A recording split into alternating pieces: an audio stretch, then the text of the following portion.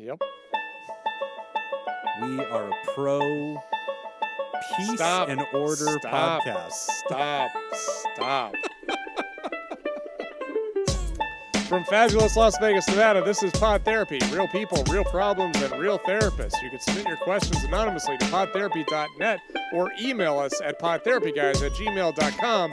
But if you have questions or comments for Comrade Jim Jobin, send those directly to @SinCityShrink at Twitter. Thank you. I don't need to go through those. And now, broadcasting from the Churn, that's Jim Jobin. I'm Nick Tandris. It's time for some Pod Therapy. If you want our intricate geopolitical, outdated opinions, which you don't. By the time you're hearing this, it won't matter. Patreon.com/therapy. Why not? In fairness, it doesn't matter today either. Exactly. It was expired when we started talking. Our opinion matters exactly as much today as it will in 2 weeks. Yep. This is true. So, big news in psychology land, and a tip for all of you who are clinicians, professionals, or if you are a student in any graduate program getting ready, the DSM-5 TR is coming out. And so this is a finally, a huge deal. But as you're hearing this, it may already be published because it's supposed to be published in March. Jacob has just been eating away at that Advent calendar. Champing at the bit. Yeah. DSM-5 TR. Very exciting stuff. But I have a cool hack that you students out there, if you're a student and you're going to have to download it because obviously, you can't download it. That's the problem. So anybody who's a grad student, well, all right, back up a step, Jim. What's the DSM-5? So the DSM-5 is the 5th edition of the, what is it, Nick? The Diagnostic and Statistical Manual of Mental Disorders. There it is. It's published by the American Psychiatric Association. We jokingly or shorthandly call it the Bible of Mental Health. And basically, this is the consensus in the field of what constitutes mental illness, and it goes into depth. It doesn't just list out criteria. It goes through a lot of language stuff, and it really sets the tone for national conversations. And so usually we see an edition come out every 5 or so years.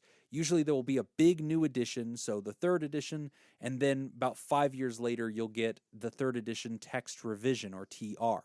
So we have the 5th edition. It's been 9 years since the 5th came out, so that's the longest that's ever gone without a text revision. And so now the text revision is going to come out. The text revision is essentially a new book. It is the 2nd edition of the 5th edition. So it is the last revision that will exist before DSM-6. God only knows when DSM-6 is going to come out. So basically, DSM-5 TR is now going to be the standard in all of mental health. Nick and I will both have to retrain and learn about the new definitions of certain things. And when DSMs change, a lot of things change. Sometimes disorders are entirely removed and taken away from the manual. Sometimes new ones are added. And so I'm going to be going through this thing in March as soon as I can get a copy and doing deep dives into our channels to unpack changes that are happening. 75% of the disorders in the book have received some kind of revision, mostly to criteria. So there's a lot of new data. There is a brand new disorder that is going to be introduced. And I believe very associated with the COVID era. It has to do with long-term grief.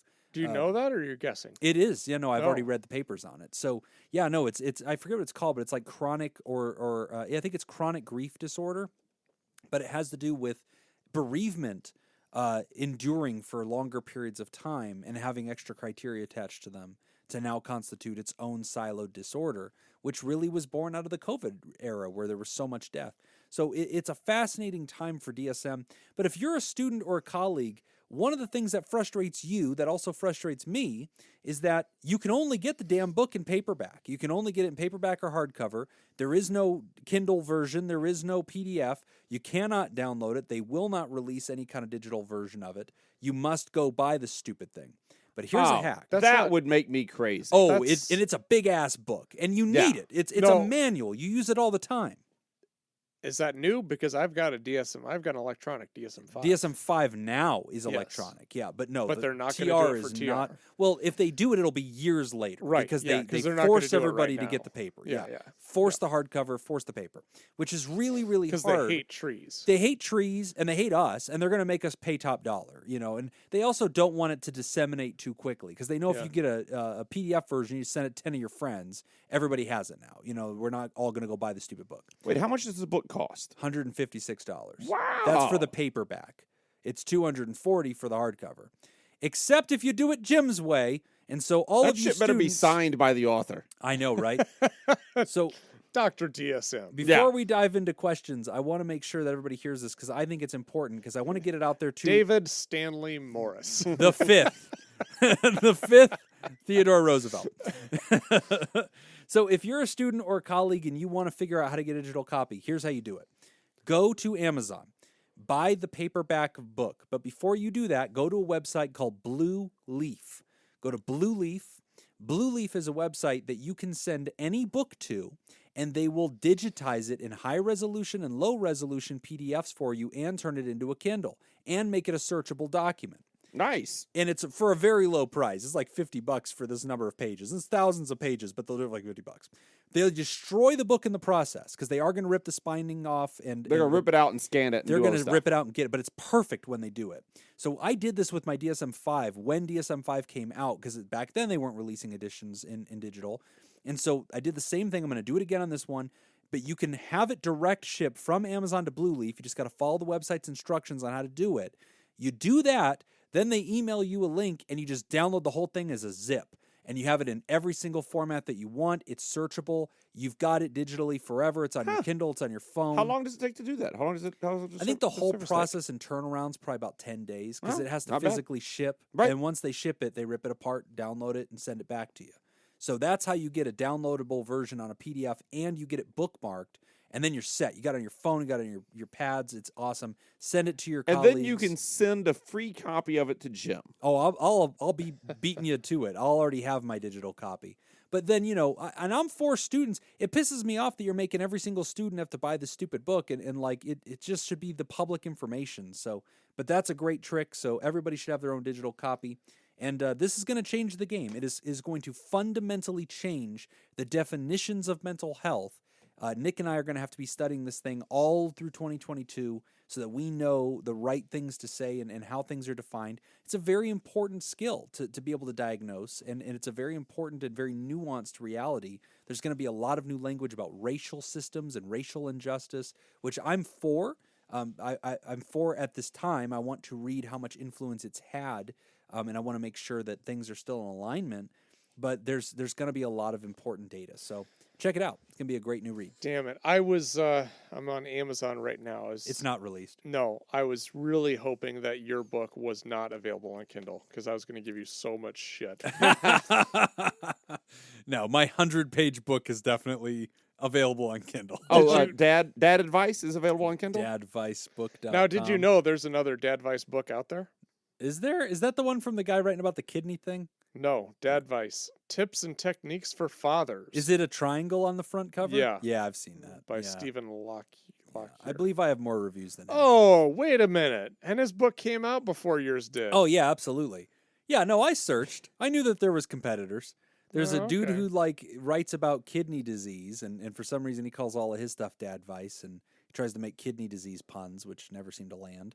But he apparently owns all the websites. Tips and Techniques for Fathers. I think I'm going to buy this book. I hate you both. This looks good. All right, to the questions. It's only $5. Yeah. So It's only available on paperback. Students, follow my advice. It's a cool cheater way to get you a digital copy of the DSM-5 TR, which you're all going to need to study and master. You may as well have a digital copy because it's dumb to have to lug around a stupid book. And then Things this like 50 pounds. Blue whatever. Blue Leaf. Yeah, they don't then turn around and just sell PDFs of that book. No, because then they'll copyright infringe. Right. Yeah, they're too smart for that. Right. So if you send them the copy of your personal property and say, please digitize this for my personal use, then their hands are clean. They've done nothing but use a scanner, and offer it back to you. So cool way to do it. Go to blueleaf.com, I think, or Blue Leaf something, just digital, search it.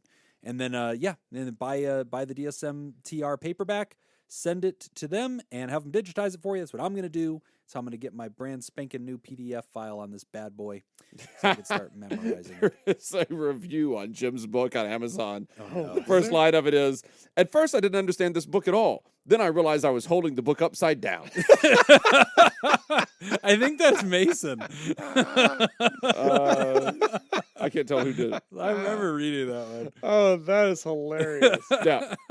That's really funny, whoever did that. Yeah. It's just a random username on there, so I don't know who it is. Yeah, well, thank you all who've bought my book, dadvicebook.com, and grab your copy. All right, to the questions. Ending an emotional affair before it gets physical. Gentlemen and Jacob. Long time, Hello. first time, big fan. Sorry about the best of Las Vegas thing. Maybe next time, Jim. A long-lost girlfriend has reached out to me. She is the one who got away.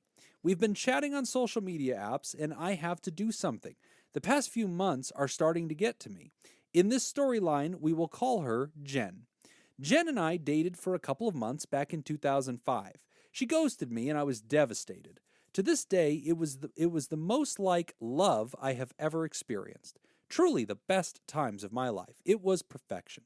Being young and believing the old bullshit, I love you, something, let it go. If you love something, let it go. If it comes back to you, it's yours forever. If it doesn't, then it was not meant to be. Well, I didn't go after her. A few years later, in 2007, Jen reached out to apologize. She had just gotten out of a relationship when we dated and wasn't ready for another. She didn't know what to do, and rather than deal with it, she ghosted me. We chatted for a few months online.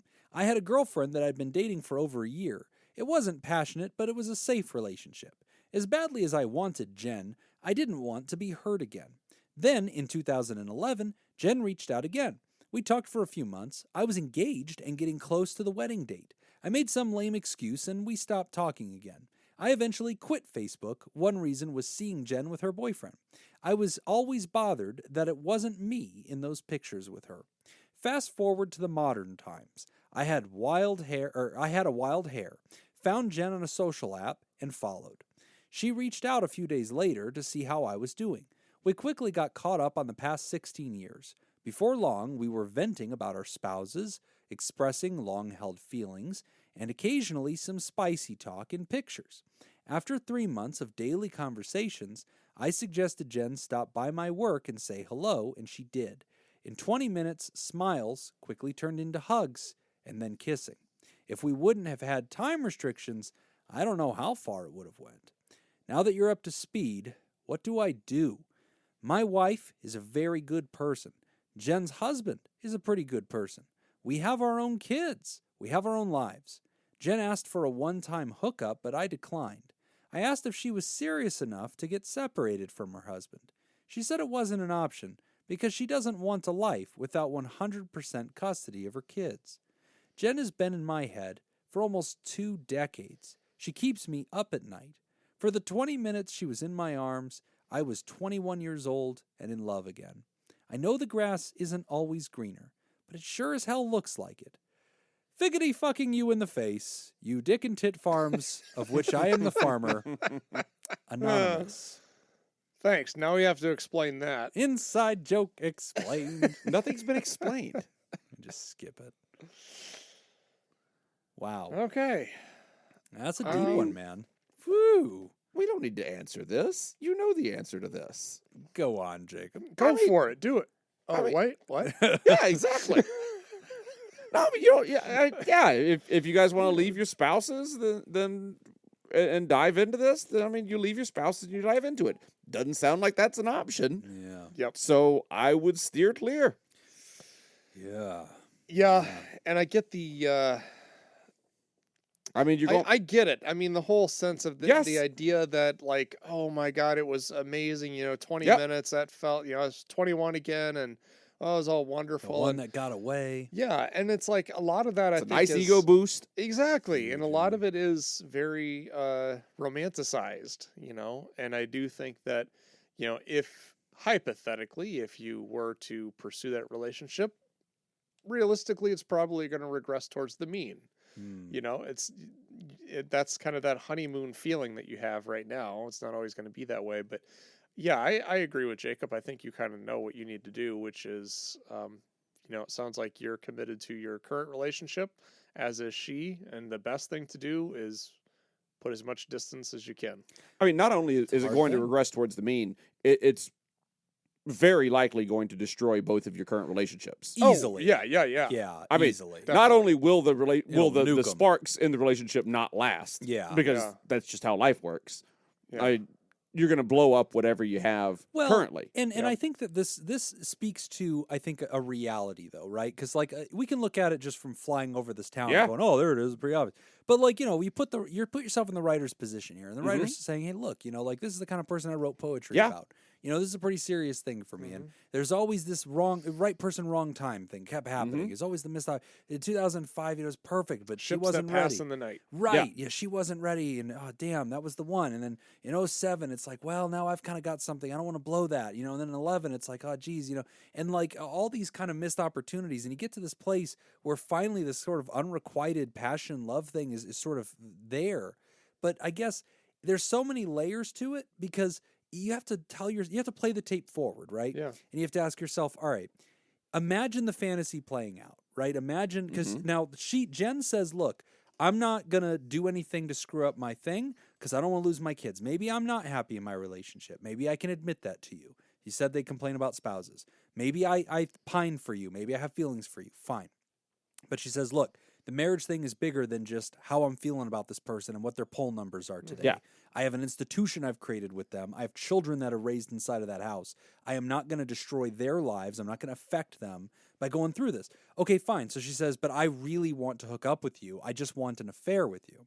Now, the writer, Anonymous, I think it's interesting that Anonymous declined that and said, no, counterproposal, would you be willing to leave your spouse? Like, it sounds like Anonymous wants the real deal.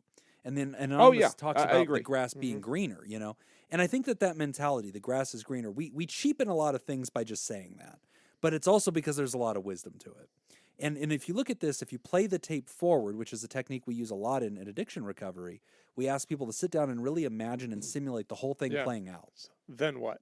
Then what? Okay. Then what? Mm-hmm. So you imagine Anonymous that, let's play this tape forward. You sit with her and you say, look, I'll take whatever amount of you I can get. I'm giving into my passions. I'm throwing caution into the wind. Let's try this. So you guys sleep together. Let's assume it's great. You have a great time. Well, is that going to be one and done? Absolutely not. There's going to be a situation where it's like, oh, some time goes by. Oh, yeah, that never, No, never's going to end. No. It's going to be, oh, that was weird. I have feelings about it, but now I'm kind of excited. It was exhilarating, but like I feel ashamed. You're going to go through each of your processes. It will circle back around, and then this is going to become this continually higher risk affair that eventually could blow up one or both of your families. But here's the thing. You might entertain this idea in your head like, well, maybe that's for the best. Maybe then we would finally be together and maybe, it'll just work itself out. It doesn't, because then your partner, Jen, she can't not look at you and see the person who caused pain to her children, or the person who caused pain in her life or disruption in her life or splitting of her finances or selling of her house. I don't say this very often, but Jim makes a good point. That it really causes... I don't like that. Well, I know. It felt alien to me. I get feels it. Gross. It stains all potential futures. And that becomes a problem that I think a lot of people cannot see beyond in this kind of moment when they're imagining the affair. Maybe it'll all just work out, and maybe I'll just finally be happy. Like I have my spouse is a good person, but like we're unsatisfied or whatever, and I'll run away with Jen, and it'll all be okay. And we have to be so realistic, because the fantasy version really isn't treading inside of reality. It doesn't deal with the real dust on your shirt level reality that this would be, and it really becomes this atom bomb that destroys relationships, and children are in disarray, and houses are getting sold, and everybody's wounded and hurt. And then even though people say they don't like their spouse, or they really imagine not having them, watch them go through a divorce, and no matter who they are or where that was at, they'll mourn and grieve and be twisted up inside. And if you thought she wasn't ready in 2005 because she had just gotten through a breakup, I got bad news for you, Anonymous. Even if she could leave her spouse, even if you could talk her through that, she's going to be not ready for you in 2022 or 23, because now she's going through a divorce and dealing with custody with her kids and all the other brokenness. You don't want to turn yourself into a rebound date. I have never seen this chemistry work. I've seen couples go through this. I've seen people believe that they could go ahead and do this. They're going to bravely break up together and then unite, and there's not going to be one beat in between these two motions. And I got to tell you, I can't think of a time I've seen it work out. I think no kids is a different animal. Might be, but even in those scenarios, I've seen it with no kids. Oh yeah. No, it's still not great. I just can't think of a time I've seen it work, and I've seen this happen probably a dozen times today. Just today. I've seen it on every level. I've seen it no kids. I've seen it older. I've seen it younger. I've seen it with kids. I've seen it with kids about to graduate in high school and people are kind of in a midlifey phase. I've seen it where one of them's a little bit older than the other one. I've seen every variation, and I cannot think of a time that going for it and blowing it up ended up working out. I'm not taking a moral position. I'm not saying you're a bad person or any of this is wrong. Yeah. I'm just saying the fantasy has to be deflated with the reality of playing the tape forward and realizing I don't see a scenario where it works out. I mean, relationships that start without these other factors are a lot of work. I mean, Right. when you're starting out a relationship with all these other things going on, it's just even more work. So we've talked about what you shouldn't do. So now let's talk a little bit about what you can do. Yeah. So, I mean, what do you do moving forward from here? So hypothetically, let's say you take our advice and you don't pursue this relationship. One of the things that's going to happen is you're going to always be dealing with the what ifs, which suck. It's a very hard call to resist. Yeah, because you're constantly going to be called back to that and that idea of, oh, you know what? What if I would have done that? Where would I be now? Or what would it Yes. look like now? And blah, blah, blah. And it's going to become very important for you to be able to catch those right away and just turn them off. And just like a switch, just kind of turn it off. Because, yeah, what if that would have happened? Well, it didn't. And it has no impact on where we are right now. It reminds me of drug and alcohol addiction because there is the euphoric recall process, the fantasizing and the glorifying. And just like with a drug addict or an alcoholic, the person is imagining in this euphoric and wrong idealistic way that if only I call them, if only I go taste my drug, everything will be okay. It'll all just work out.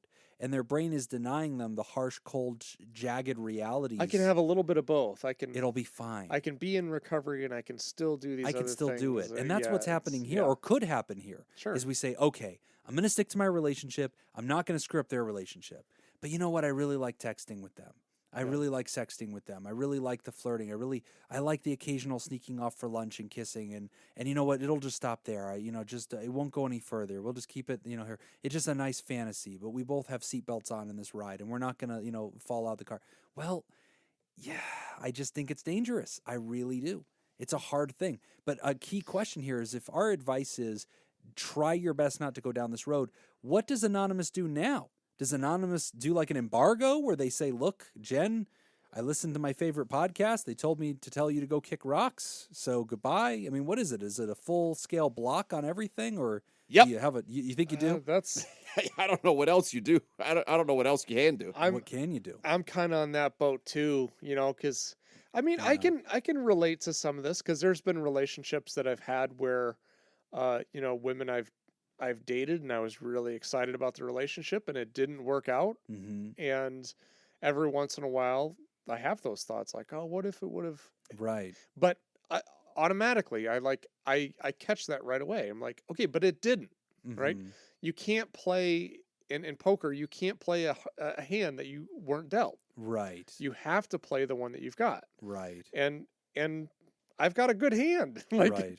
I like my life. I like where things are right now. Everything's going really well. So it makes no sense to sit here and think about anything else that I could have because at the end of the day, I have what I've got. Well, and you I got to do. play that best. Anonymous may not, but it's torturous for a person just to stare out the I don't window. know. What Anonymous they could have. might. I mean, he's talking about in a relationship right now. He's got kids.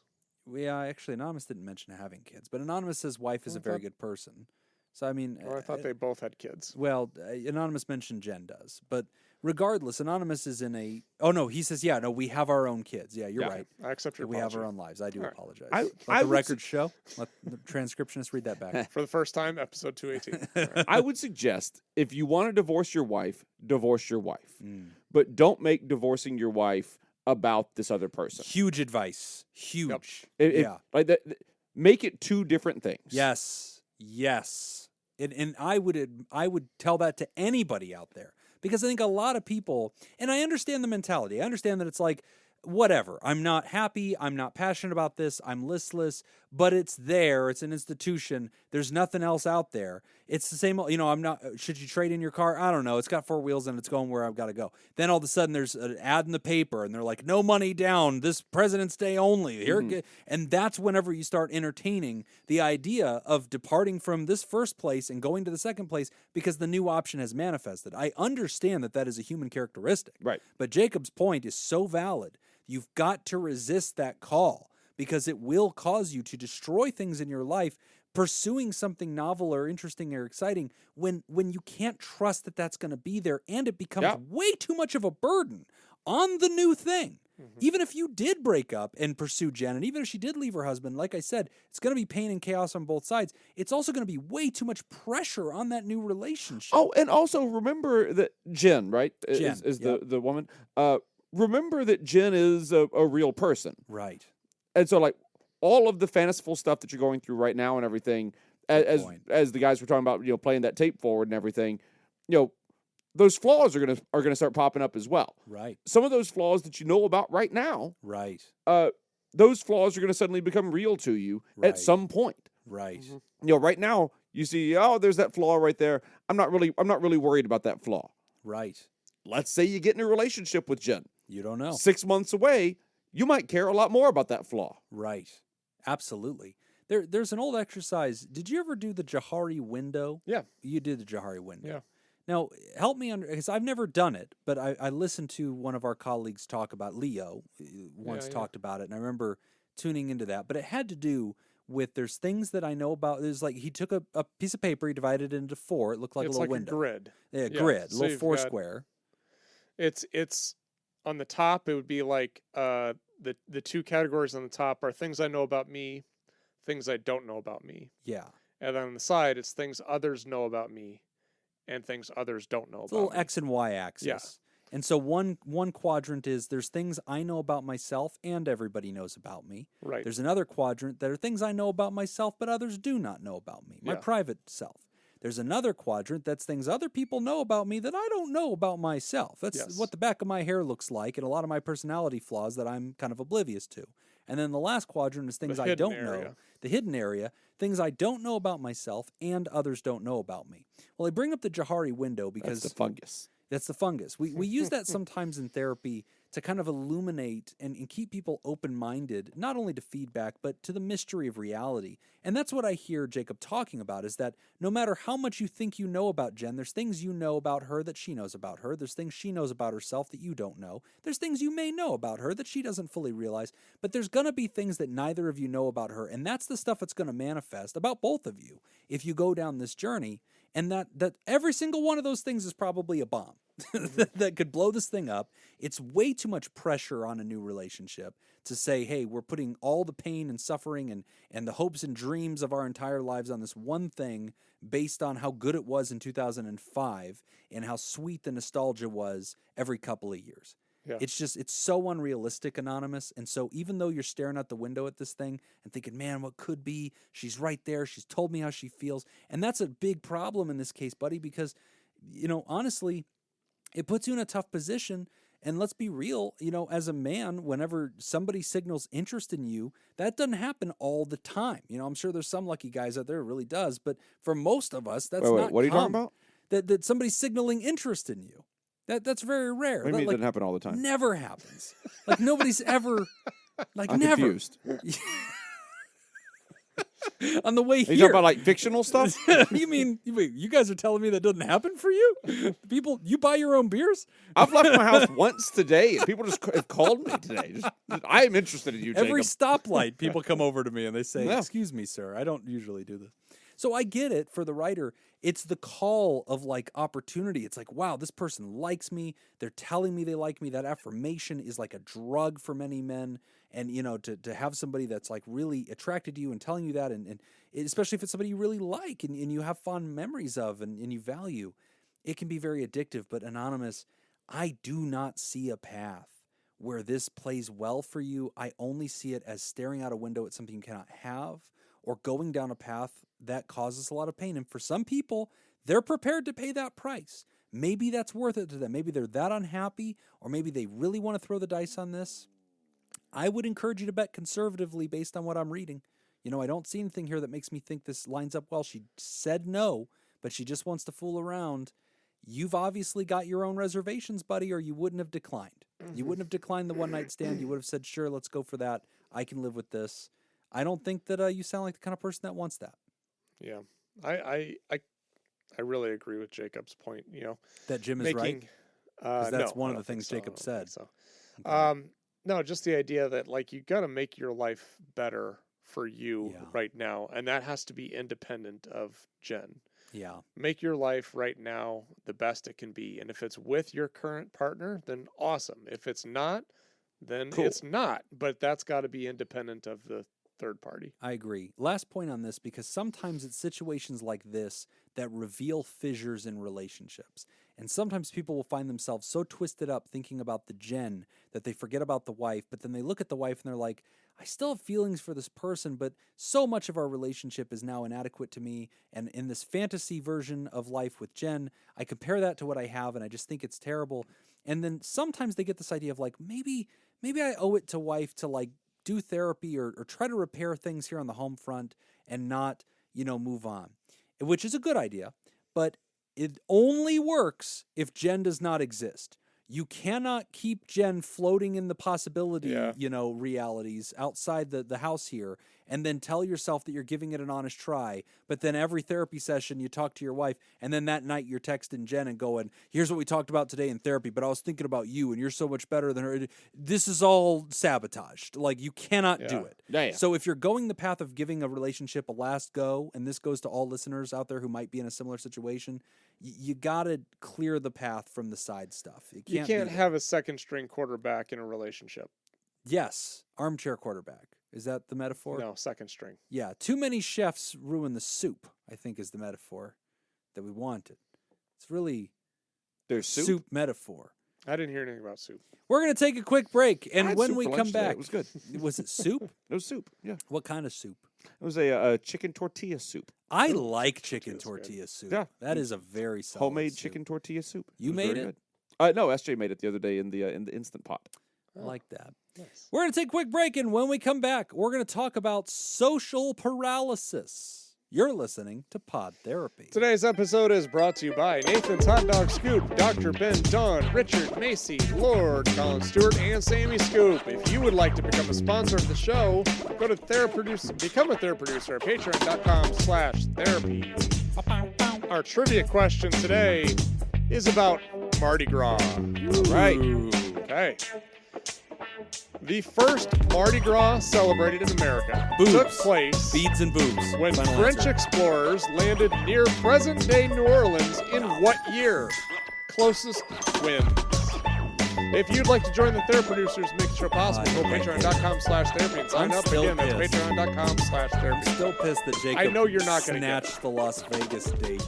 Yeah. You got that 1911 He did. date He nailed it. out of thin air. Nailed It's just disgusting. All right, so hold on. What is Mardi Gras celebrating? What is this? It's the boobs and beads thing, right? Okay, so celebrate nudity and jewelry. it's the Tuesday before Ash Wednesday. Well, you have Fat Tuesday. All right, yeah. Is the day before Ash Wednesday. People gorge themselves before Lent. Ash Wednesday is the beginning of Lent. Yeah. It's you give something up for 40 days? Yeah. It's all Catholic. Yeah. So basically, stuff. it's gluttony before the Yeah. And There's then loopholes to this shit. And then Do Mardi you not read the Gras Bible? has expanded over the years. Yeah. Okay. Do you know what Mardi Gras translates to in English? Much gracias. Many thanks. Many thanks. Mardi Gras, many thanks. No. Did I get it? No, you didn't. Oh, that'd be cool if I fell backward into it. I actually don't know. I've never even thought about it. Fat Tuesday. Oh. Oh. Well, that adds Yeah. up. Well, that's easy. Mardi is Tuesday. Oh. Yeah. Gras is fat. Oh, well, there you go. There you go. Tuesday. Okay, so it's a celebration that goes just straightforward along with Lent, Fat Tuesday. It's just a lot of indulgence before yeah. I should have been able to figure that out just from Frog Gras. Yeah. Oh, okay. Yeah. So the question is, when was the first Mardi Gras?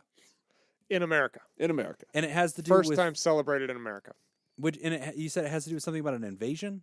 Or, Jesus Christ. See, this is what happens when you talk over the question. yeah. I have to ask clarifying questions. Okay. The first Mardi Gras celebrated in America took place when French explorers landed near present-day New Orleans in what year? Are we doing Price is Right rules or just closest? Closest. Okay, I do already take issue with the question, though. I'll tell you why. Just because a French explorer landed in New Orleans for Mardi Gras does not mean it was in America, quote unquote, because it was a French territory, not in America, the country. America is not a country. I assume you mean the continent of North America? America is not a country. Because that's its name, bitches. There's a country called the United States of America. Whatever. There's not a country called America. All right, fine. We'll Settle down. I'm not worried about my technicality. 17. Seems like you are. Yeah. All right, if it doesn't matter if America's even founded, then I'm going to go... It doesn't. 16... When did you sail the ocean blue, Columbus? Columbus, 1642? That feels right. I'm going to go with 1669. All right. Nice. I will go with 1670. You're a douche. Jacob wins. Son of a bitch. 1699. I should not have gone first. Damn it. I was just sitting over here going like, is he going to go first? Is he going to do it? Son of a bitch. At least you didn't stick it this time. So 1699, huh? 1699. Oh yeah, there was no way I was going to get that date straight on. Yeah. At least not on purpose. You know, it's weird how you Slumdog Millionaire at the start of, what was it, Nevada or Vegas, something like that? It was the founding of Well, at the bar, you Las ended up Vegas. telling us that story about finding a pistol that had it engraved or something like that. No, there's a pistol that is a model 1911. Oh, that was it. Yeah. And it had occurred to me once that there should be a Las Vegas version of that pistol because Las Vegas got founded in 1911. Or incorporated, rather. Yes. Happy Incorporation Day. Socially paralyzed by Anonymous. Pronouns are she and her. Hello, life coach Jacob and therapy gurus, Nick and Jim. I'm the Anon whose mom kept pushing her to accomplish the mom's dreams instead of her own. I took y'all's advice. Fellow therapals, pods, dactyls, and producers, the 3 A's of assertiveness worked. Even for a weenie hut junior doormat like me, it worked. See SpongeBob for reference. She realized my metaphorical coffee cup was overflowing, and I'd said when forever ago. Then she apologized for pushing me so hard. I give this particular pod therapy advice my giant anonymous stamp of approval. Hey. Yeah, we got one right. Cool. With the added advice that one must keep the firm boundary once it has been set. Thank you, all 3 of you pod boys. Awesome. Nice. You're welcome. I slink back into your email for 2 reasons. 1, Oh, I was hoping it was just Yeah. just an attaboy. just great job. Carry on. Enough said. Now we'll get back to you after this break. Yeah, well, thanks, everybody. Victory lap. Number 1, a social anxiety problem. Number 2, to correct the misconception that there are 2 NASAs by saving Nick some work and providing some NASA geography-themed trivia free of charge. Oh, this was, I'm ORB. sorry. Yeah, this Yeah, one that no, sent this us... is, yeah, I know, but this is the letter that came with our trivia. NASA trivia. Yeah, but Oh, we okay. did the trivia first. Oh, cool. It says, I'll So, send the yeah. questions separately since I realize Jim is reading this letter now, and I don't want him to see the answers. I'm still working my way through the episodes. I made it to Robert Brownie Jr. Mint's episode. Luckily, I was alone when I listened to it because it really hit me in my weary and shriveled soul. If you recall, I'm the same age he was when he attempted suicide, and I too have had thoughts of not wanting to turn 28.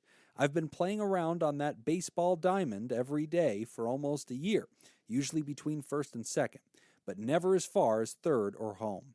I've been depressed before, but it's never been this bad or gone on for over a year.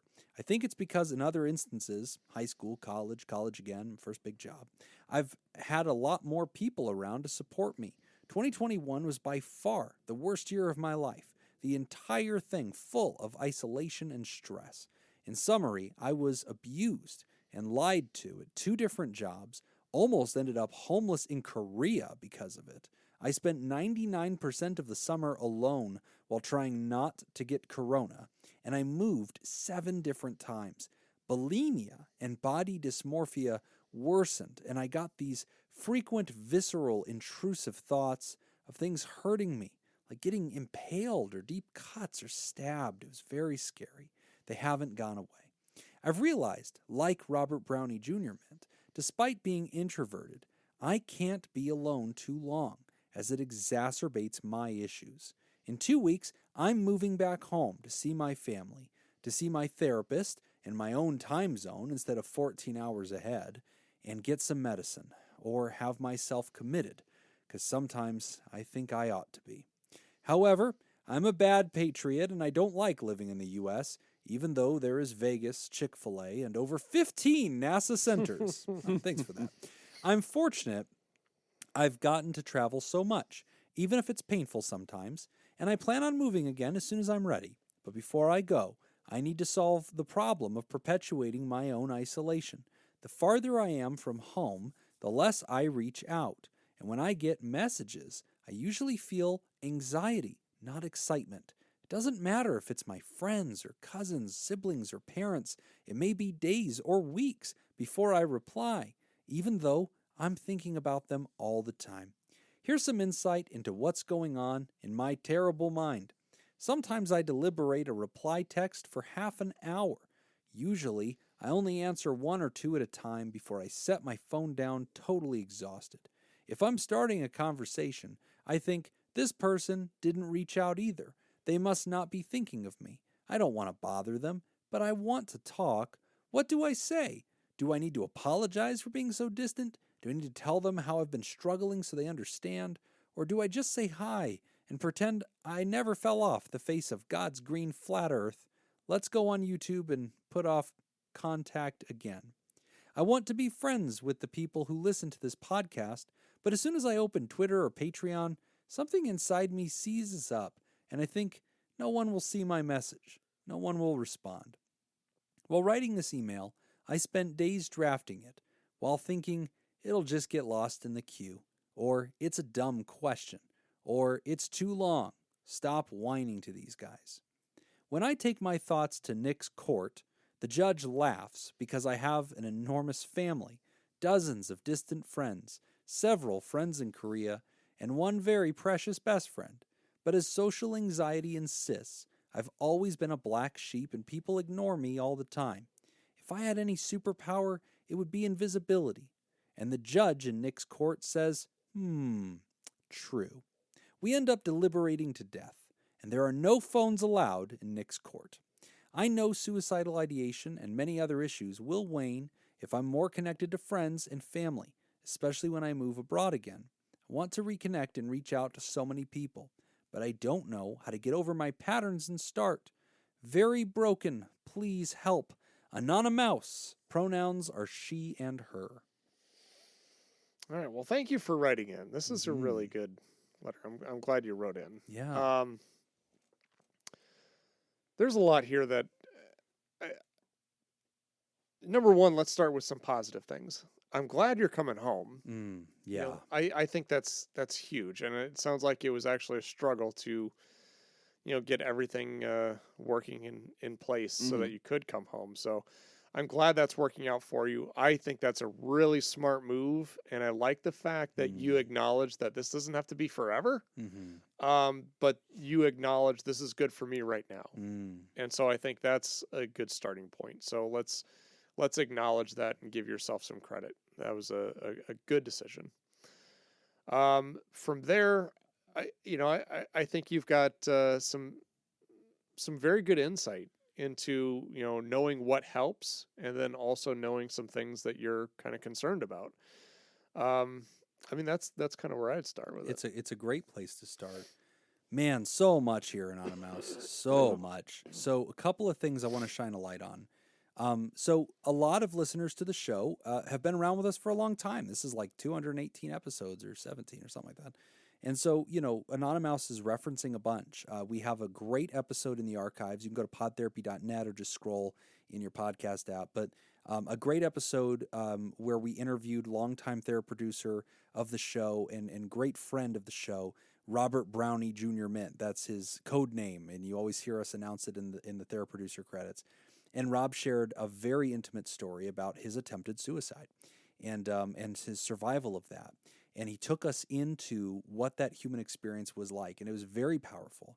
And we talked about the baseball diamond of suicidal ideation, how therapists think about the danger of suicidal ideation. First base just being thinking about it. Second base kind of getting to a place of the hows, getting into how I would do this and really fixating on that. Third base starting to make plans and really arranging time and schedule and putting things away and making arrangements. And then running past third toward home where an attempt is imminent. And so I just want to illuminate those inside references because, Anonymous talks about how powerful it was. And Nick's court is an idiom that Nick uses, and I steal from him all the time, which has to do with taking thoughts to court in front of a judge and examining them not based on feeling but on fact. And how would a judge rule on the things you're interpreting? And the writer's talking about how the writer comes to these wrong conclusions of like, nobody likes me. Even this podcast that literally needs people to write in letters so it can still going, which by the way, our queue is empty. Everybody that's hearing me should write in letters right now. Go to PodTherapyGuys@gmail, write us letters, or go down to PodTherapy.net and submit anonymously. We need letters to keep having a show. But even a show that literally needs these letters and has answered this writer's letter and enjoyed participating in that, our delusion, our distortion tells us these guys don't like me. The other listeners wouldn't like me. The people in the Patreon or the Twitter or the Facebook or the Instagram who surround this podcast with friendly chit-chat and discuss episodes and give Jim a hard time, they wouldn't like me. And all that's a distortion. And by the way, whether or not they reply to you is not a good judge of whether or not they like you. Good point. Because you should never interpret a message from silence. I host the show and they don't reply to me. That's true. So, yeah, most of them, I defend myself constantly, and those just go ignored. Nobody even clicks like. It's as if it just was cast into the ocean, never to be seen again. I mean, Nick did send Jim and I both an email this week. Yeah, I believe neither of us replied to it. That is true. Patreon.com/therapy. It is unpacked in there. That is true. It is true. So Nick's absolutely right. This week. Yeah. Not kidding. That's not a joke. Taking the thought to court, though, that's a good example, right? Because interpreting a message from silence, Your Honor, I believe this person has malice and hatred toward me. How do you conclude that? They didn't reply. Okay, we don't do that. We don't interpret silence as a crime, right? Or as intention. So in this situation, writer, one of the things I want to come alongside Nick here and just agree with some things. First, you talk about having dealt with suicidal ideation. You talk about dealing with some anxious, intrusive thoughts. And you talk about realizing that hyper-isolation, what you're going through, needed to be corrected. So I agree. The right action was to stop what you're doing and get back to home base. It was to stop what you were doing and fold yourself in the arms of help. That was to get home, talk not just to your therapist face-to-face, but enroll yourself among family, make sure you have support. It was appropriate to just completely surrender the plans abroad and say, it's time, I'm going home, I'm seeing a psychiatrist, I'm getting my meds evaluated, and if I have to, if they tell me to, I will check into a hospital. There is absolutely nothing wrong with that plan, and Anonymous, I'm so grateful that you wrote in to tell us that you're doing that, because for us on this show, hearing what you were going through, that's what we would have begged you to do. And so knowing that you're proactively doing that is huge. Now, when you talk about these other challenges, I mean, we could pick them apart and say, okay, let's talk about how to deal with intrusive thoughts and anxious thoughts. Let's talk about how to deal with cognitive distortion. Let's talk about cognitive behavioral therapy. Let's talk about grabbing that copy of that book, Overcoming Unwanted and Intrusive Thoughts by Cloud. There's all these resources and tools, but more than any of those things individually could be taken on, I would have told you got to start by getting home. You got to start by getting home. You got to start by getting to a doctor. We got to get these things evaluated. We got to make sure that you have every tool in the toolkit, including medicines, including just a safe, quiet place like a hospital if we need to, or just being home with family and friends. That needed to happen.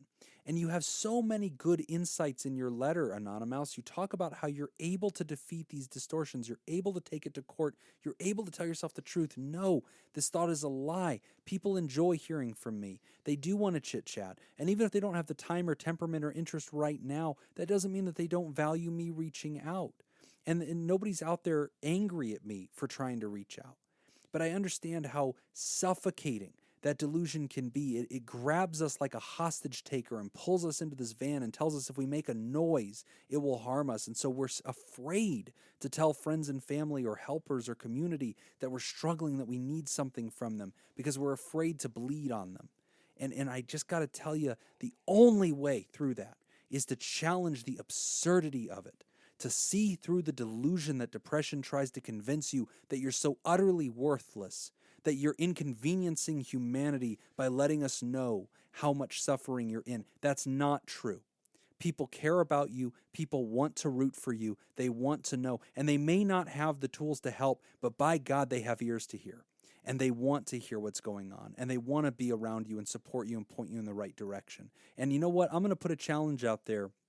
All the folks at patreon.com/therapy, and there's like 200 of you at this point, so I don't want any excuses. As many of you that have that Patreon account, I want you to get onto this episode, please, and I'd like you to leave a word of encouragement, not just for Anonymous, but for anybody else out there that's quiet, that is part of our community, but is not telling us what's going on, that is afraid to talk to you guys. I need you guys to get in there as a community and make some noise and tell them, listen, DMs are open. Get in here and comment, talk to us. We're a big community, and if one of us doesn't answer, move along to the next person. Talk about it. Don't be afraid to get it out there. Silence keeps us sick, and that is the delusion of depression that pulls you back into the grave because you do not sound off and let people know. We need more letters like this. We need more brave people doing what you're doing, Anonymous. That is key. You have to start with this. Mm-hmm. As far as reaching out to people after you haven't talked to them in a long time, if you want to reach out to somebody, reach out to somebody. Yes. That's fine. There's no explanation needed ever. And if you feel that as though you have to give an explanation, say what I say all the time, which is, man, I've been so busy, but it sure is great it's great to catch up with you. Yeah. Right. That's fine. That's all the explanation anybody ever wants, if they even want that. Yeah. They're just happy to hear from you. It's nice. They're not sitting around wondering, where is Anonymous? Why didn't Anonymous reach out to me recently? That's not on their mind. Right. Yeah. But it's nice to hear from someone. And I'm terrible at keeping up with people. Yeah, I am too. Yeah. I am truly just awful at it. Well, and also what happens in these situations is you finally work up the courage to text, and you don't send a wall of text. You don't send a message that says, Nick, I'm a mess. I haven't told you, but I'm a wreck, brother. I need your help. We don't send that. We say, hey, man, how are you? And Nick writes back. Jim does send that text. Yeah, I do, but that's also just my I'm driving text, right? Like that's the automatic text that my phone kicks back. It says I'm hurting, please call me. But like that. But that's the thing is when we finally gain the energy, as Anonymous says, we don't send that. We don't send our truth, which I understand why. I do understand that there's a wall to that. What do we send instead? We send, hey man, hey, how you doing? How are you? How's Vegas been, man? Yeah. How's life? How was just thought about you. Thought I'd reach out and try to catch up. And it invites people to be brief. And so they're like, oh, yeah, I'm good. Here's what's oh, yeah, I went and saw Absinthe the other day. Had a picture of it. How are you? How's Korea? And we keep it really brief, but then we can somehow feel anguished from that and think, oh, my God, they don't see me. They don't care about me. Right. I'm just an imposter. I'm just bothering them. And, boy, you're doing a lot of mind reading there. Yeah. That isn't true. No, I can relate to that because I get that every once in a while, too, when I reach out to text somebody and I have that thought of like, oh, I don't want to bother them. But then it's like I'm not giving them a whole lot of credit. Like how busy do I think these people really are? Right. Because it's not like, I'm not calling in the middle of the night. I'm not at their house, tapping, throwing rocks to the window. I'm sending a text message. I can reply to a text message at my leisure. Exactly. No one's that busy or going to be that bothered by receiving a text message. Also, if they don't reply to your text message, any number of things could have happened. Yeah, right. It's not because they didn't want to reply to your text message. Yeah. But I totally relate to that because I get that too. And I have to, again, take the thoughts to court. I have to do that too. I have to say all right, I'm probably being a little ridiculous here. I don't have enough evidence to support that claim.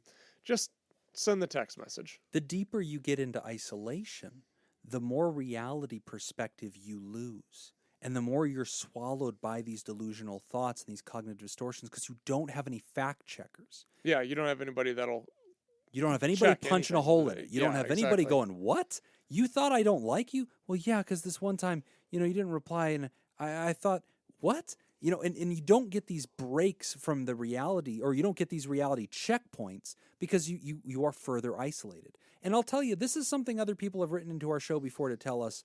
One of the things about pod therapy, and Nick, I have to remind myself of this sometimes. I mean, pod therapy to me, to my brain, is us three in this studio just chatting. And then I remember to post stuff. And then occasionally I get on Twitter and I see, somebody give me a hard time or something for funsies, and I'll see the Patreon, and every once in a while we get a letter. Somebody says, hey, thanks for that. That was helpful. Great. And in my brain, I sometimes think there's like a dozen people that listen to the show. Right. I don't realize there's thousands. And I also forget that there's stories like this where and we've had people write in before who have said, I was losing reality checks because I don't talk to anybody else. But you guys read my letter and responded to it. And hearing you chew on it made me realize how way off base I was on some of this stuff, and how I needed to, I was losing my grip. Like, I was way off and I needed to check. And that's what Anonymous is kind of talking about too. Okay, I'm way out of here. I got to get back to the people. I got to surround myself with others. I need these casual, organic collisions with members of my species. Because I need their eyes, I need their brains, I need them to just meet me for coffee, or I just need to talk to them on a Discord chat, or I need to get on Zoom and just chitty chat with them and play bingo or goof off or join some stupid fantasy football league and just have a reason to talk trash to these guys on Twitter. I need something to do because we need these little chaotic collisions to make friends and to find out what's going on. It isn't going to turn into always deep friendships. I don't have a lot of deep friendships, but I need those perspective glances from other humans that orient me to reality. It helps us right-size the thoughts that we have. Yeah. I mean, there's a reason why solitary confinement is considered cruel and unusual punishment. Yeah. You can't do it to people who killed other people for very long without, breaking the Constitution. That tells you a lot about what you're going through. Yeah. Quick little update on everybody who's listening. If you, again, I am putting that challenge out. If you are a patron of our show, we've long said that you don't get to just patron this show for free. Okay, don't think you just give us your money and you're getting out of your obligations. You are a community, and we charge you with the responsibility of being the community, and that means reaching out to people, making yourself visible on the Patreon, out in Twitterverse, out in Facebook, sharing the show, not because we need to be famous, but because there's hurting people that need information, and you never know which show is going to appeal to something or touch something and get them nudged in the right direction. So this community, I want to see people showing up on this episode, patreon.com/therapy. There's over 200 of you that already support this show. You have a login to Patreon. You've probably forgotten what it was. Get back in there. Get on this episode. Please comment and just let this writer know, hey, man, we're here. We're here, even if you don't have the will to talk to us right now. This is us talking at you, because sometimes we have to go after these people. There's a lot of people out there. You might call them introverts. You might call them the people down the well, and they're in the silence, and they're in the grip of the delusion. And you know what? If we ever catch a glimpse of these people, we got to go get them. And sometimes we got to form a search party, and we got to go get them. And we need them to come toward us too. But I want to be the kind of aggressive military mental health community that goes finding people like this. I want them to have beacons to go toward. So turn on the lights and beckon them forward. Suicide hotline, 1-800-273-8255. That's 1-800-273-8255. You can also go to suicidepreventionlifeline.org, where you can chat live with anybody that is available. You can also go to NAMI, the National Alliance on Mental Illness, and they have mental health online groups and also in-person support groups in every city in America. Or don't forget, you can also go to, I think it's just suicidehotline.com is another one too.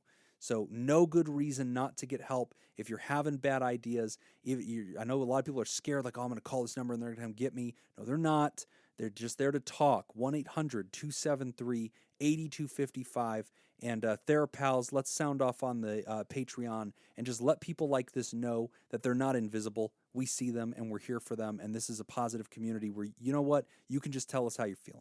And you're not an inconvenience. It's a reality. We're here to support you. Yeah. Get on Patreon, be supportive, and buy a t-shirt. Yeah, that's really important. You know what? If you really want to help Anonymous... I'm kidding about the t-shirt. We also love you, Anonymous. Yeah. You know what? Somebody needs to make a design that just shouts out to Anonymous, and then we'll just buy that t-shirt. The t-shirts are garbage. Don't buy it. Don't buy the t-shirts. All right, we're going to take a quick break, and when we come back, we're going to talk about a petty and manipulative therapist. Jim Jobin. You're listening to Pod Therapy. Today's episode is brought to you by Nathan's Hot Dog Scoop, Dr. Ben Don, Richard Macy, Lord Colin Stewart, and Sammy Scoop. Would you too like to become a therapist producer? Go to patreon.com/therapy and sign up. Our second Mardi Gras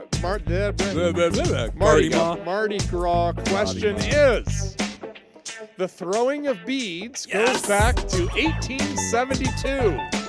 The colors of purple, green, and gold symbolize what? Is it A, Boobies. justice, faith, and power? And boobs. Is it B, royalty, fertility, and allegiance? Fertility. Is it C, inspiration, reverence, and serenity? Is it D, wealth, prosperity, and success? Or is it E, drunkenness, nudity, and violence? Oh, I want that one too. If you'd like to join the Therapy Producers and make the show possible, go to patreon.com/therapy. All right, I want to go first since he screwed me on the Price is Right one. I want the Sounds like a fertility solid, one.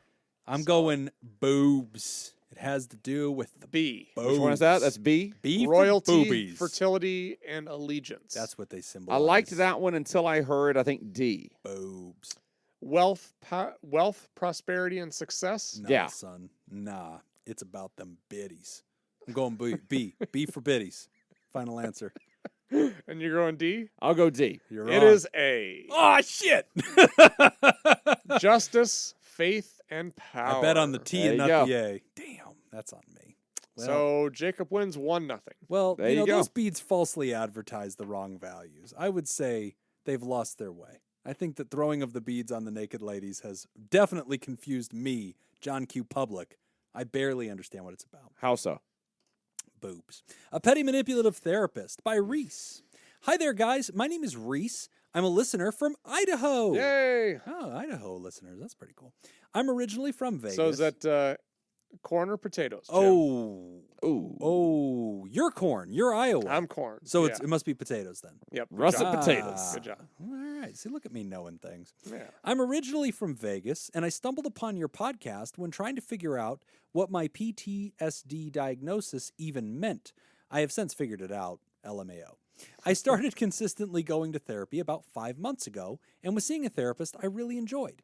This was the first time I really felt comfortable enough to open up about my life. And we did a lot of EMDR therapy, which really helped alleviate the reaction my PTSD triggers were causing me.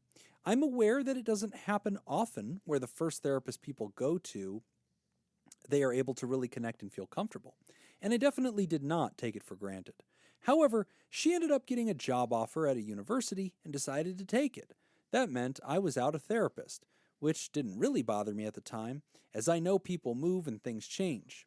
My previous ex-therapist was nice enough to recommend a new lady within the same office whom she thought would be a good fit and also did EMDR therapy. At the time, I was kind of getting tired of looking at a light and holding buzzers every week, which is EMDR, but I decided to take the recommendation and see the therapist she recommended. The first appointment was the usual, here's why I'm fucked up, trauma dump. I'm sure you guys know how it goes. I told her my major problems. I don't like showing emotions in front of others, and I'm constantly avoiding conflict and confrontation. After a few appointments, I just wasn't feeling it. She was just too animated for my liking, and I realized I don't feel comfortable telling her anything, really. She also seemed to forget a lot about what I had told her during the past appointments, which is not a big deal, but ends up taking up time when I have to retell her information. After my last appointment, I was getting ready to leave when she asked me, Reese, do you feel comfortable crying in here?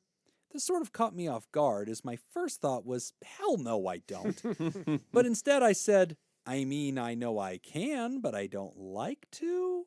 She reassured me that it was important to express my emotions, and I left. The next week rolls around, and I just didn't want to go. It felt pointless to spend my time and money feeling uncomfortable and hiding my emotions. So I called and told the receptionist at the office that I wouldn't be able to make my appointment. Not even 10 minutes later, I got a text from my therapist asking why I had canceled. I didn't really know what to say or how to say it, so I just decided not to say anything at all. About 3 hours of contemplating what to say to her, I responded telling her I had some last-minute work I needed to complete.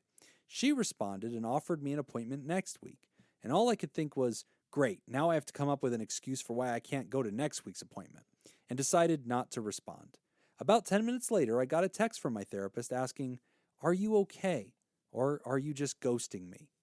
An immediate panic came over me. What do I say? How do I respond to that? The answer is yes, but why is she even asking me that? She knows I don't do well with confrontation or authority, as those are some of my biggest anxiety triggers. So why is she doing this to me? So now I'm worried about finding a new therapist because before all of this happened, I was just going to see a different one in the same office, as it is close to my house. But now I don't think I can ever go back there because I fear that I will see her again and things will be awkward. Or she might even try to say something to me and ask why I stopped going to her. Is this okay for a therapist to do? Have you ever experienced this with a client? How should I go about terminating any future appointments? Help! Thanks, guys. Reese. Okay. And it looks like you replied to this. Mm-hmm. All right. I did, but we should speak in aggregate first and then talk about how the story ended. Oh, okay. All right. I didn't know if you wanted to do it all at once. And Nah, that would just end it. So no, there is a resolution to the story. there is a right answer. I have to try to I don't know guess if it's what right. it is. All right, so here's what Nick's hinting at. No. Breaking all these fourth walls. Go ahead. Let's do it like we do the show. No, let's. Okay, so you want me to take a stab at this? I guess my first, and I haven't read the whole thing, so I haven't read what you replied. Oh, good. Yeah, that was good. So my take on this is kind of looking at it from the therapist perspective, kind of wondering, like, if I was the therapist in the situation, my first concern would be safety. Right. So if I have somebody who cancels an appointment, the thing that I really want to know at the end of the day is, stuff comes up that's totally, it happens to every professional, dentist, eye doctor, whatever. Right. Appointments get canceled because things happen. Are you okay? Yeah. Like, that's kind of the big thing. Your dentist doesn't feel obligated to find out how you're doing. Right. Your therapist does. Oh, you got to go to a different dentist. Yeah, my dentist is like, I just wanted to check. How are your teeth? Yeah. Did you floss? Leave me alone. Are you not coming in because of a dental emergency? Yeah, no, I totally get that. So I think that's kind of where that happened. Now, I do think I'm also looking at it from Reese's perspective. Like, if I get a text message to me just feels weird as a weird way to communicate, hey, I'm worried about you. But maybe that, I don't know, something about that just seems kind of every therapist is a me. little bit different with that. I'm pretty fluid with that. You text a lot. I do text, and that it has strengths, it has weaknesses. There's been times whenever that's not a great thing in my practice. There's times when it's a huge strength, and for, I think in aggregate, for the most part, for my style, what is authentically my version of being a therapist, I am that guy. Yeah. I'm very organic. I'm very genuine. I don't like these walls of plasticity. I can be professional and keep up boundaries, but at the same time, I want it to be a human experience. Yeah. It's important to me. So yeah, I'm the guy who would do that. I'm the guy that would text and go, hey, you short canceled. We're talking about trauma in your life all the time. Yeah, there's a lot of stuff going on. Are you okay? Like I've read your file. Like, I know you got handed off to me from a colleague. We've been talking. You've told me on the first meeting how bad it's been. It's been 3 meetings. Yeah. And I was just challenging you, asking, hey, you can cry in here, right? Like, do you feel like you can? Well, but also that's an interesting piece too, because the therapist got it right. Yeah. Yeah. It's like the therapist knew, and I think that's the thing that, from Reese's perspective, it puts Reese in a really uncomfortable situation, because it's almost like, oh, yeah, you realize that. Yeah. So it's something that Reese doesn't agree with that, though, right? Oh, okay. Because Reese is saying, like, why are you using this against me? You know I don't like confrontation. Why are you confronting me? But you and I, as therapists, we hear this and go, that was medicine, Reese. Right. I don't know if you know what that's called. That's called therapy. We're challenging exactly the thing that you needed to address. And that is a big piece of what therapy is it's like, it's being able to keep it in the here and now. Like, so when I say this, I noticed that you shifted in your chair. I noticed that this happened. Tell me about that. What was your reaction? You're feeling right. Now. So it's about identifying those things, and it puts the individual in a really, like, no, I don't want to say confrontational, but confrontational in the sense that the individual has to confront what that feeling is. Observational. Because it's Let's obvious. Look at the thing. Let's not talk about it. Exactly. Let's see it. It's you can't say, like, oh, well, maybe my therapist doesn't notice. Right. Oh shit, they notice. All right, well, now we got to do something. Which, and in fairness to Reese and to all people in this case, therapists are not generally by nature very confrontational. Every once in a Right, while you see some yeah. douchebag like Dr. Phil and everybody gets really excited about that guy or the angry Well, therapist. who or, raised yeah, him? God, it's so point on. It's just so good. It's just solid, you know? I'm just saying. You could read his audiobook and I wouldn't know. But, you know, as long as it was only that one line. Right, I yeah. don't know how vast your Well, repertoire who is. raised him? By Dr. Phil. Well, who raised him? I said when my patient walked in the door. I said in the dark of night on the 13th of November. So, but a lot of people get this false impression, and this is one of the things I've also enjoyed about what our show is and what the mission of the show is. And we've had people write in and go, you know, it was meaningful to feel like I just know you guys and we banter and like it's very approachable, because before this, my impression of therapy was Dr. Phil. Yeah. It was either the confrontational, prognosticative nature of Dr. Phil, or it was the heady academic nature of Dr. Drew. Right, and that's where you get. You're either going to sit down and hear about science and lab studies with Drew, or you're going to sit down and be told what's wrong with you by Phil, and he's going to name all these things. And in getting to know us, people realize that there's a gentle way, and you hear us do this in every letter, there's a gentle way to observe with the writer to help them see something that we want them to see. But I don't think anybody would describe us as combative. To each other, absolutely, you know, but never to the writer. Like we gently try to coax them along. Mm-hmm. That's what Reese's therapist was doing.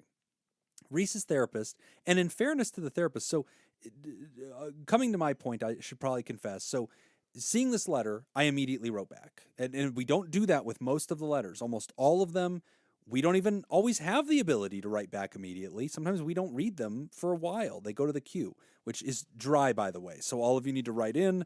Go to podtherapyguys@gmail.com or go to podtherapy.net where you can There's a submit few more in anonymously. there, but yeah. We have a we'll read few down. that are on the bottom of the barrel, but it's getting dry in there. If you've written into the show and we didn't read your letter, every once in a while we will get a letter that we've definitely answered, you know, in like the year. And so we'll kind of put that on a back burner of like, we could get to this eventually, but we want to streamline other ones to the priority list that the topic hasn't been addressed. So, you know, if there's any of you like, what the hell, you haven't gotten to my letter? What do you mean you're at the bottom of the barrel? Well, we have a few still in there, but we need more. So, you know, podtherapy.net. Dear Pod Therapy Guys, my email got read immediately after Jim said that you were scraping the bottom of the barrel for letters. Damn. Good point. All right. So, but You were a dumb person. I am. I really am. So with Reese, when Reese wrote in, reading that letter, I happened to catch it and just happened to be in between sessions and had the free time to write back. And so I wrote back, and basically, here's what I said. You know, I gave very similar responses like Nick and I have already done. I said, look, first off, I really want to challenge the way you're thinking about your therapist. You're upset at your therapist. You're saying this therapist called you out by saying you ghosted them. And this offends you because you feel like they should know better, that you don't want to be approached or confronted. But I said, Reese, in fairness, how do I said, just imagine that your therapist is me, okay? How do I know that you're not in danger? How do I know? And the only way I could really ask is just ask and say, hey, is everything okay? Or are you just ghosting me? And I said, is it possible they didn't mean that in like this petty, are you ghosting me, bitch, kind of way? Is it possible that the tone was concerned and compassionate, but trying to be playful? Well, right, and I think the language I probably wouldn't have used because that's just not in my. It's not in nature. your vernacular. Right. It's I also wouldn't hard do to it. convey tone. Tone, Exactly, exactly, yeah. in text. Yeah. And for me, the way that I wrote this email to Reese, I put it in context, but I said, Reese, I probably would have said something just like that to play down that you might be ghosting me. Not to put you on spotlight and on blast, but to make it playful of like, hey, what are you doing, man? Are you like a little nudge with my elbow? Like, what are you doing? Yeah. Are you ghosting me? A little wink, like, come on, what are you doing? Like, and to playfully bring them back toward me, to say, what are you doing? Because then they could be like, well, yeah, I guess I kind of was. All right, you know, I get it. But there's a way to playfully do that while still being a good therapist. And another thing I told Reese was, Reese, I don't think there's a lot of therapists that would have done what this one did. I'm one of them. I'm peculiar in my profession for a lot of reasons, partly my geography and abilities, but also I'm one of the rare therapists that would have done what this therapist did. Most of us, because of just sheer busyness, might not have ever texted you again. Might have said, whatever, kid had an appointment, didn't make it, not my problem. You know, they weren't on the suicide watch. My obligations are met. My note is written. The insurance has been alerted. On to the next person who wants my help. You know, almost every other healthcare profession wouldn't have lost a wink of sleep and would have said, whatever, you missed your appointment, not my problem. There's a line of people around the building that want my time and they need my help. They would not have chased after you. The fact that this person did, and I told Reese this, really communicates to me that's a damn good therapist and you're lucky to have them. And I think that you should really be, you know, considering that. So my letter to Reese was actually quite challenging in a kind-spirited way, but said, hey, if I was this therapist, here's what I meant by that. And here's what I was trying to do with you because you're talking about trauma, and here's what I think you should do. So I encouraged Reese to take it from that angle. Reese wrote back. We dialogued that night, and Reese wrote back the following. Thanks, Jim. I appreciate the quick response. It was a nice surprise. I appreciate you giving me the therapist's point of view on this. It makes more sense now. I will be calling the receptionist. Oh, I also told Reese, look, if you don't like this therapist, that's okay. I'm not against that. I don't like how you're interpreting their effort to make sure you're okay, because I think you're wrong. But you're allowed to break up with therapists. It happens all the time. And I used myself as an example to Reese again, and I said, look, I'm a pretty animated guy. There are times when I'm not a great fit. Now, I usually read the patient, and I can feel like which version of Jim I need to be, because there's definitely librarian Jim in there that's just chill, you know. But like Pod Therapy Jim's not librarian Jim, because that would make for bad radio. So like the different version of me comes out. But I told Reese, look, It's arguable that this version doesn't make great radio all of either. them probably. It's arguable we haven't found it. There's got to be a better one in there somewhere. So I told Reese, like, Or look, not. I might not have been the right fit for you either. Here's how you break up with me. Here's how you break up with any of us. We're very comfortable with this. We've all trained in what to do. We don't take it personally. We just don't like people getting hurt or not getting help. As long as we see you steering in the right direction, that's it. So I told her, here's how you break up with a therapist. I gave the advice, and the advice was simply call the receptionist, tell them you haven't felt like it's a good pairing, ask them to make a recommendation. They'll take it from there. No awkward conversations. And if you want, let them know. I feel bad. I don't want to have an awkward conversation. Receptionists will say no more. You don't have to. We'll take it from here. We're professionals. We know what to do. They will let that person know, hey, not a good fit. That therapist will go, okay, great. I would recommend this person down the hall based on what I've learned about this patient. I think that might be a better fit. And they will keep working the problem as a team until they find the right fit. Nobody's going to put you on the spot. Nobody's going to make you feel awkward. You're catastrophizing. That's basically what I wrote her. So she said, thank you for the quick reply. She said, it makes more sense now. I will be calling the receptionist and having her break up with my therapist for me. I'm sure it's not the first time for her doing so. It's very difficult finding a therapist as a teen that I can feel comfortable telling my not so awesome decisions to without cringing to death and wondering if I'm going to get myself in trouble. Thank you again for the help. It means a lot and has eased my nerves a lot with this whole situation. I had no idea it would give me so much anxiety. Is that a normal thing? Also, I want to tell you how awesome Pod Therapy is. I've struggled with mental health for a large portion of my short 17 years of life, and am heavily considering going into the mental health field, likely counseling. Not sure what specific type, but that is a decision for the future. Back to my point. I looked for a very long time for a podcast that covered mental health topics and general psychology for a long time and had a hard time finding one that wasn't bland. I found you guys' podcast, and I really enjoy the way you talk about these topics while making it humorous and relatable, and also just human. You and Nick are awesome, and you guys help so many people, including myself. Keep doing what you're doing and pass the message to Nick for me as well. Oh, well, thank you. That's very very sweet. sweet. But I'll tell you what horrified me in Reese's reply. I had no idea how old Reese was until Reese wrote back and said, as a teenager and as a 17-year-old, it's hard to find a therapist. And I'm like, girl, no wonder this therapist is all over you. Like, they're like, are you okay? Like, you're 17 and you just disappeared from therapy. They were expecting you to walk in their office and you're a pediatric case. They're following up. Like, they're going to make sure you're okay. So that definitely, for me, highlighted like, yeah, Reese, no wonder this therapist is checking on you. You're under 18. They have to make sure you're okay. But very sweet of you to say, Reese, and thank you for hearing me. In the email to Reese, I said, hey, I'm gonna challenge you, which is a rare Jim behavior. I don't usually do that, but I hope you know it's in love. Like, I want to see you get help. And Reese was very warm and very responsive, and that was what she wrote back. So, but if any of you are out there and you're trying out therapy and you're not feeling it, it is okay. That doesn't mean you're doing it wrong. It doesn't always mean that it just can sometimes mean it's not good organic fit. That can happen. And, it's okay to work on it. It's okay to tell the therapist, give them direction, and tell them, hey, I think that there's some areas I'd like to point into that maybe we're not going in. That's okay. Therapists like direction. Sometimes if you don't give it to us, we won't go anywhere, and we'll just think you're kind of doing emotional yoga with us. Sometimes we need you to be the goal setter. But sometimes you realize, like Reese did, I just don't feel good. I don't feel safe. I don't want to open up to you. Whatever it is, you remind me of my mom. I don't like it. Okay. Mm-hmm. It's easy to switch. It's easy to switch. Even in little practices like mine, I don't have a receptionist. There's no receptionist you can call and say, I don't like Jim. He creeps me out. Give me somebody else. I am the receptionist. So, there's patients. But if you are a patient of Jim's and you do feel that way, please reach out to Jacob or myself. You can let them know. They'll be happy to let me know that it's not working out. Absolutely will. They'll take care of that for you. So even in little practices like mine, I've had people that find a way to tell me. And, I can't give them a primer and go, in the event that you need to break up with me, here's the best way to do it. Don't be afraid. I can handle it. I can't tell people that up front. But usually, because of friends or family or whatever, they figure it out. And I've had people come to me and go, I know I need this man, but I don't know if it's me, if maybe we're just not speaking the same language, but I don't know. And the first thing I try to do is learn how I can be a better helper. But sometimes I'll say, if you need to find somebody else, it's okay. Here are people that work in my practice. Please feel free to consider them. I'm happy to help. Or I'll say, would you like me to gather you some resources and you can look at some of my colleagues in the community and see if any of them are a good fit. And I'm always surprised at how surprised the patient is when I do that. They're like, you're recommending me to go to other stores? Like you're Macy's and you're sending me to Gimbel's? And I try to explain to them, like, this is healthcare. Yeah.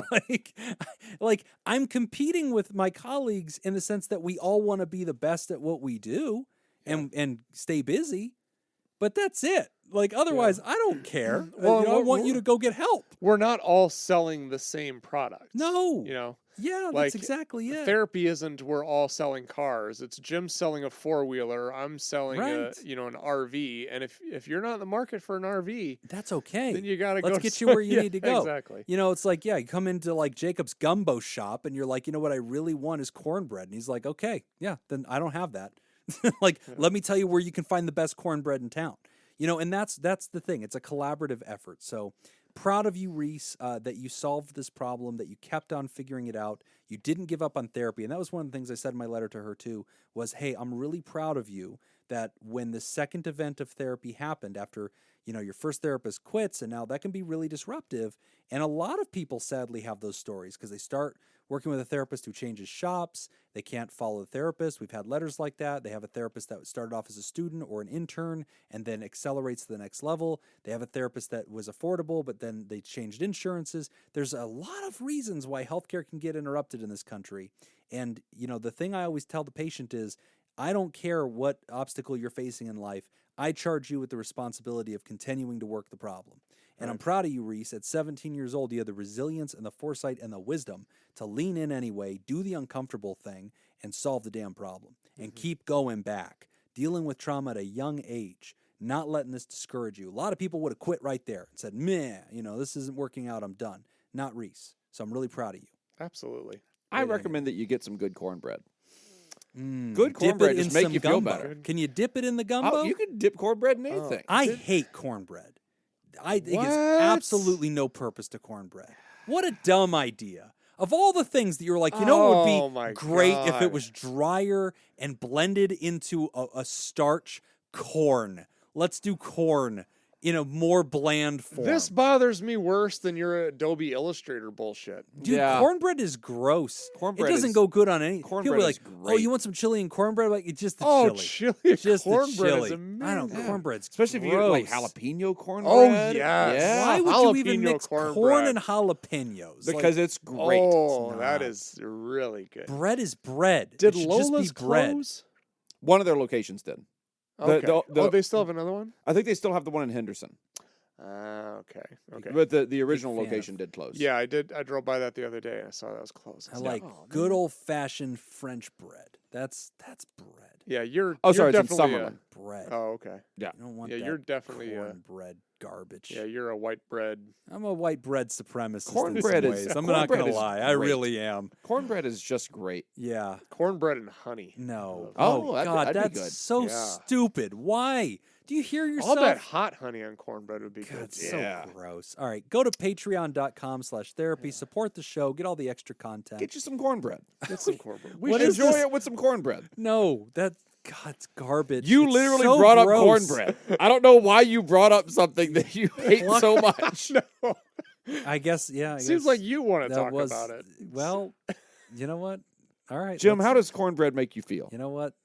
I've needed this. I'm glad. You know, it's Yeah, all it's just fine. Hey!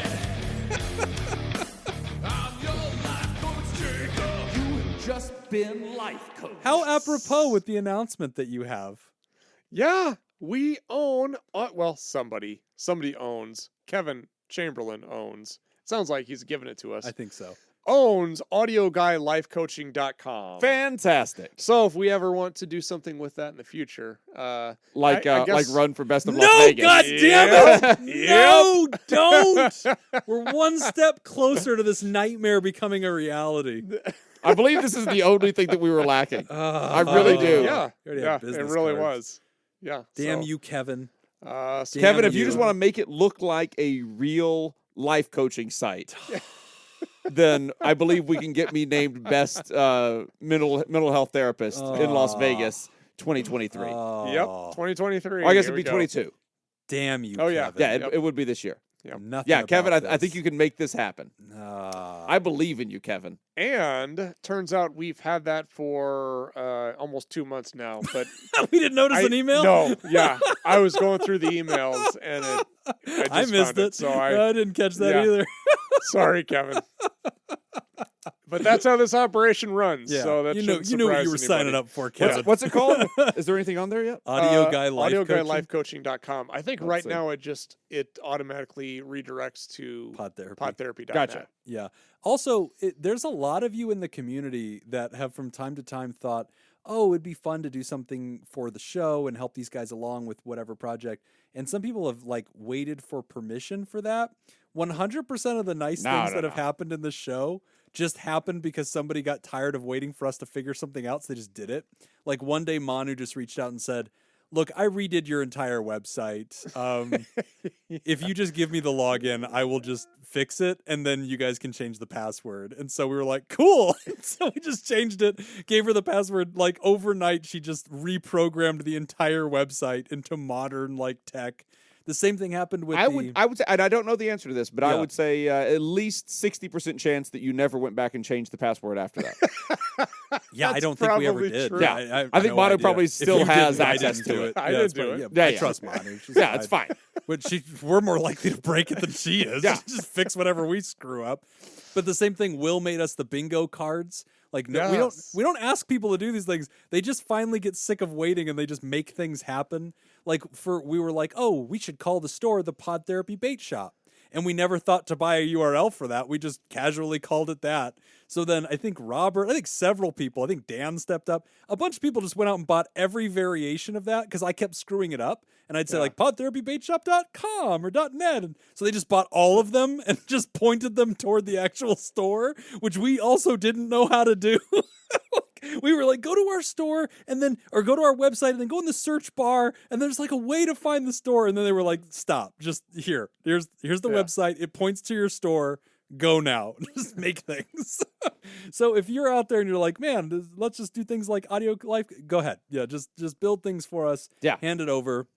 We had a writer a long time ago say, Or don't hand it over. or That's don't also hand it fine. over. That's Yeah. also fine. Pod Therapy Comic, Kate did that, and a lot of the art, like Batmom and like Pterodactyl, and she just do it. She just do it and send it in. We'd go, oh my god, this is a great idea. We've never come to her and be like, hey, will you help? Like, she just does things and goes, here, stupid, take this. Like, oh, cool. So yeah, please don't wait for permission to bless our show with. So you have wonderful definitely things. gotten us one step closer to Audio Guy Life Coaching being the number one mental health therapy center in Las Vegas, Nevada. If this I happens, tell you what, Kevin, nothing would make me I happier. blame you for all of it. The only thing that would make me miserable. happier is if I win and Jim gets bumped down to bronze. Oh, it's somebody else gets first or second. I don't know. I think you there's displace something- first place and I get to third now. Yeah. To me, there's something kind of poetic about always being second. I think Oh no, I do like also it. would be nice. I'm not think. gonna lie. I'd almost appreciate being in bronze more because then it's like, oh, I could have lost, but I got into the top 3. That's pretty cool. Second is just chapping my ass. Like every year it Yeah. hurts. It's like, God, I was so close. Anyway, Oh, get ready for not first again. we want to thank all of you who support us at Audio Patreon. guy life coaching. Dot Throwing their com. hat in the ring. He has a jingle. I don't have a jingle. No. He's even got shirts. You don't. I even know have he has shirts. I don't even have shirts. He's got merch. I have business cards. I have His merch. audio life coaching practice has shirts and merch. I don't have any of that. Yeah. Yeah. I don't even have that. Wow. Patreon.com/therapy. New Therapal Jim Mills. Welcome, Jim. Welcome, Jim.